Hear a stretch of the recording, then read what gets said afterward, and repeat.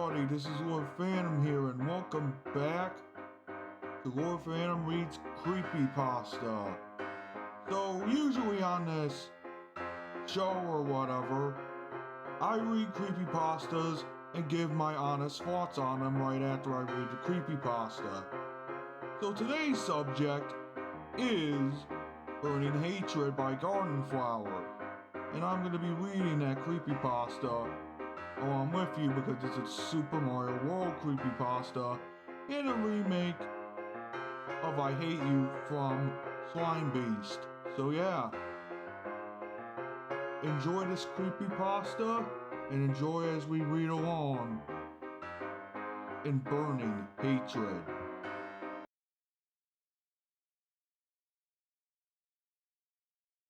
I'm going to make this clear right off the bat. None of what I'll be talking about here involves a haunted video game. This isn't about a game doing something impossible, or hell, something it shouldn't have, period. Not a glitch, not a hidden message, not a mysterious ROM hack, or a tampered game. This is about a feature that I managed to unearth when I was a kid. A feature that, as far as I'm aware, no one else has managed to unlock. That's it.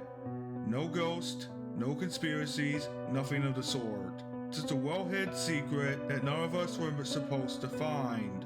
Something that was meant to take a multi-billion-dollar franchise in an entirely different direction, only to be scrapped and abandoned, never to be known by anyone outside of the people who created it. This is what I can only assume to be the previously undiscovered alternate ending to Nintendo's Super Mario World. In 1993, I got a Super Nintendo and a copy of Super Mario World for Christmas. I was obsessed with that thing for months before, pleading with my parents to buy it, hounding them for months. And lucky for 10-year-old me, it worked, or at least I thought I was lucky at the time, that is. After my dad set it up for me, I began to immerse myself in the new world that Mario had to offer. I remember how excited I was. What kid wouldn't be? My friends told me all about how amazing the game was at recess, alongside a few tricks they would use to beat sections of the game on repeat playthroughs. Excited to try their tricks out, I quickly entered the menu. Strangely though, I couldn't pick what character I could play as. Of course, I knew this wasn't intentional, as I had watched my friends play the game with Luigi before. I was disappointed, but still, I just shrugged this off as a glitch and settled with playing as Mario. After that, I played the game as normal, having a blast. It was hard to get used to it at first, but eventually I managed to get close to beating the entire game in a few hours, with my friends' tricks really helping me speed through things much easier. Things were normal up to that point. Everything was as my friends described it. At least, that remained true up until I got past the sucking ghost ship. After I cleared the level, instead of the Bowser Cave appearing out of the water, a path opened to a whirlpool on the right. Confused, I moved Mario over to the new level, only to find that it had no name. My friends never mentioned anything else aside from the sucking ghost ship before the Bowser Cave, but I simply waved it off as me forgetting, or just them not bringing it up. And hey, maybe the lack of name was just a bug or something. Either way though, I wanted to show my friends what I saw, so I took my camera out of my closet and snapped a picture of my TV screen. I found myself doing this a lot, as you'll soon see why.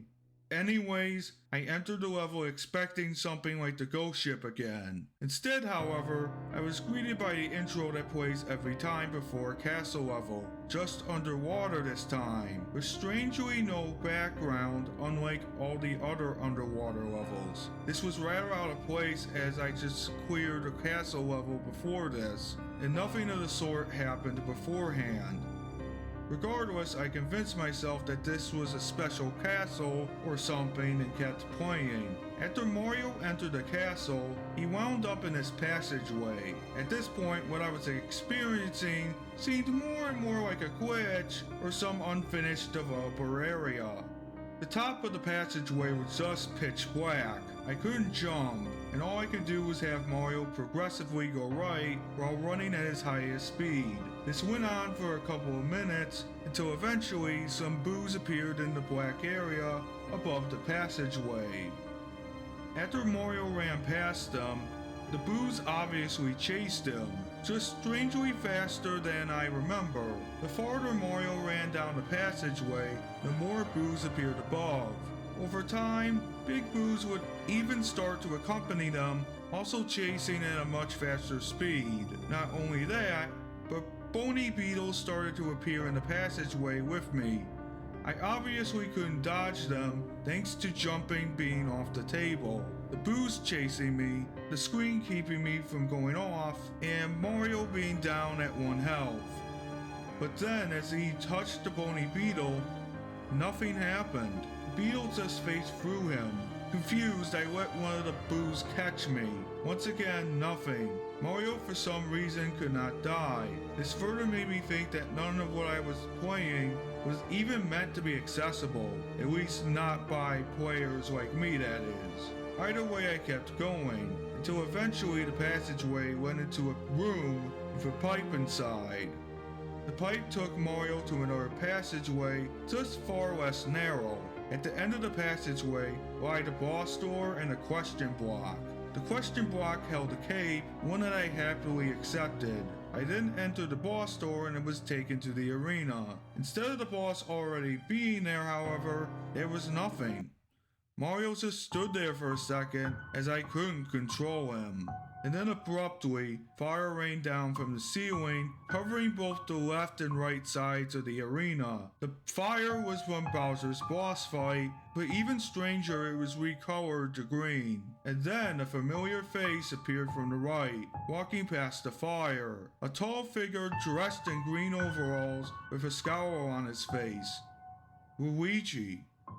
It finally clicked to me why Luigi wasn't selectable on the menu screen, but that wasn't my only takeaway. Not only seeing Luigi here, but also just him wearing an angered expression like that caught me off guard. As I was distracted by my thoughts, the game caught my attention back with what Luigi said to Mario. "You thought Koopa worked alone?" As Mario reeled back in terror with an expression of worry plastered on his face, everything clicked. Luigi was always second banana to Mario, the player 2, the one who never gets the princess. Despite how similar the two's moveset was, with Luigi having the same bravery as Mario, at the end of the day, it's Super Mario Brothers, and Luigi is just the brother, the second Mario. Luigi, he must have hated Mario, despised him, as he got all the adoration and praise even though they both equally did the work in rescuing the princess. Of course, this isn't how their dynamic is nowadays, or at least that's not how modern day Luigi would see things, but back then, that wasn't who Luigi was. And that line, Koopa hadn't worked alone? It confused me at first, and then I realized, how did Bowser consistently kidnap the princess? And that's when it clicked. Since Super Mario Bros. And onward, it was an inside job. And now Luigi seemed to have grown tired of Bowser and his minions, failing to kill Mario across each game. He was finally here to finish the job himself. And so after the text disappeared, the battle began. Luigi didn't act like the Koopalings at all, not only in attacks, but in how he acted. His AI was clearly more specificated than the Koopalings, not to a groundbreaking degree of course, but still a noticeable one. He can both hurl fireballs at Mario and cause ones from the Bowser boss fight to drop down, just like the ones from the intro of the fight. On top of that, he had more than 3 hit points and could block, preventing me from dishing out damage to him. It was tricky at first, but eventually I got the hang of things, jumping on Luigi's head consistently. As I dealt more and more damage to him, the floor of the arena began to collapse, as it did in other boss fights. Things got trickier as I needed to dodge Luigi's attacks in a constantly shrinking space. But eventually I managed to deal the final blow to him, ending the fight. As Luigi sat down in defeat, Mario, still wearing his somber expression, used his cape to hit Luigi, causing him to barrel upwards and then back down, falling into the lava below as he extended his hand out, before it slowly sunk down into the fiery depths. As Mario looked on, he sat on the ledge of the bridge weeping. The coarse, clear text faded on screen, no longer accompanied by music, before everything faded to black. I could just tell by how everything played out that the death of Luigi was indeed a permanent one. It was saddening for me to see the brotherhood of Mario and Luigi shattering before my very eyes. Luigi couldn't handle not having the spotlight, not being Mario, so all this time he had been secretly working against you throughout every game, and now the villain I or anyone else didn't realize was there had been wiped out. I didn't realize at the time, but now I do. This was intentional. This was the direction Nintendo planned to take the series in, with Luigi being the secret antagonist. Of course, what I found was never complete, evident by the unfinished environments, lack of music, etc. Midway through the development, Nintendo must have not liked this direction and scrapped it, going with what the rest of the world got to experience, all except for me. As I awaited to be taken back to the world map, the game instead lingered on an empty black screen, at least for a little while, and then suddenly something faded onto my TV screen. Luigi. Well, what remained of him, that is. It was highly compressed art of Luigi's burnt, mangled corpse, with his face singed off and only having one eye left in its socket. His body was burnt and caked in blood. As I stared at the horrific image, red text appeared on screen. I hate you. As I looked on, however, I noticed some more text in the top left corner of the screen.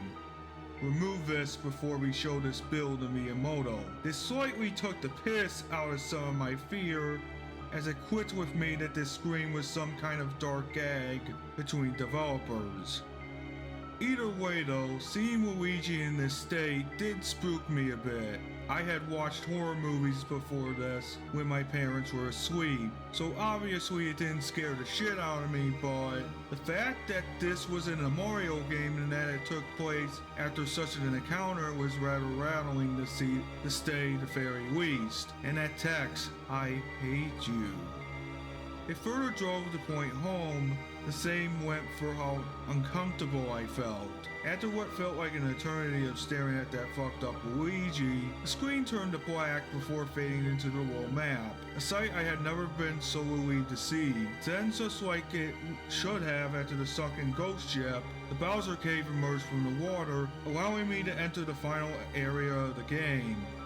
Thankfully, nothing from that point onward had been altered or was in the same vein as that untitled level. Regardless, however, I couldn't get it out of my mind even after playing through the normal levels.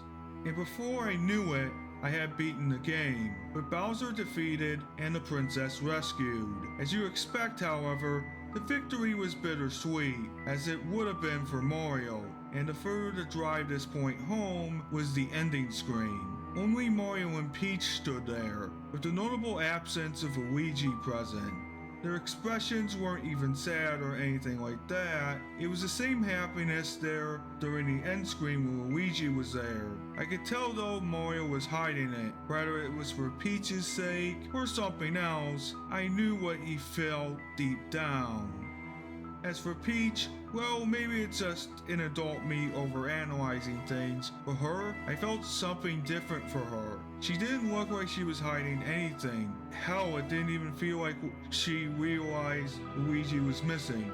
And now I just realized Luigi was right. He really was just a lesser Mario. And nobody other than his brother would know he was gone. The person he betrayed. The person he hated. Regardless of Luigi's betrayal, all of this is just somber to me. After I finished the game back then, I stopped playing it. I threw it in the dresser in my closet and forgot about it for years, playing other SNES games, and trying to forget what I saw. The idea of Mario for me back then, and even now, is just tainted. It's no longer about a happy-go-lucky hero and his brother saving the day. It's about a brother, starved of any recognition from his hard work, betraying his loved one, and working against him in the shadows, only to meet a fiery grave. I didn't want to be reminded of that as a kid, so I chose not to, managing to completely forget over time. Eventually, when I turned 15, I was rummaging through my bedroom looking for things to sell for a garage sale, only to find that copy of Super Mario World. At the time, I didn't realize how valuable it was, even with the bad memories attached to it, so I chose to give it to my mom to sell at the garage sale, hoping the experience the game gave me would disappear forever. I am now 35 years old as of writing this. I managed to recollect all of this thanks to the pictures I took from that day. I tried to search online to see if someone managed to witness what I did in the game and possibly talked about it, but so far, no dice. I've been debating for a few days now if I should have made this. Even with the pictures I have, I know few will believe a single word of anything I said here, but that's not my goal, not anymore. I want to archive what I experienced, no matter if a majority believes me or not. All I can say now is, I'm thankful Luigi turned into the happy-go-lucky, lovable dork we have now, rather than the man burning at the bottom of a lava pit, forever loathing the man he was always stuck in the shadow of.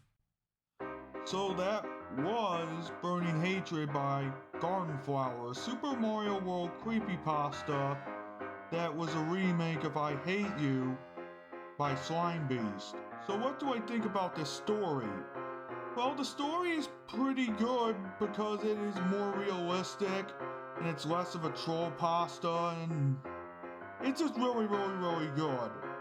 The protagonist is relatable, and this is from a 30-something guy that played Super Mario World way back then and found a beta copy of Super Mario World. It had Mario and Luigi fighting against each other because of, well, recognition issues, and Luigi feeling like he was nothing to Mario, when in reality he could have just talked about it. But I do have one major issue with the story besides the spelling and grammar issues, and that's the remove this build before we show Miyamoto or whatever it was. Miyamoto, if he ever saw that, he would probably not be happy, because that would have been put in the Nintendo vault for sure, where it will never be released ever again, and not out in the public where some random kid in 1993 can get at it. So, yeah, it's a pretty good story. I would give it like an 8.5 out of 10 if it wasn't for the spelling and grammar issue, and also the remove the build thing. So yeah, I think that was a pretty good story. Overall, the protagonist was relatable. I liked the protagonist. He was just a kid that just did not realize what he had back then, and it's pretty much a good story, in my opinion. So yeah, the GardenFlower, if you're watching this, you turned a troll pasta story into something very good. So I gotta give my hat off to that. So I'll see you guys next time when I'll be talking about something else. Or we'll have an April Fool's video, and that's it. April Fool's video for April, and other videos in April. So I'll see you guys next time when I release that April Fool's video, along with the final chapters of NES Godzilla, Chapter 8, and the epilogue. And I'll give my thoughts off on that. So I'll see you guys next time. So, see you guys next time.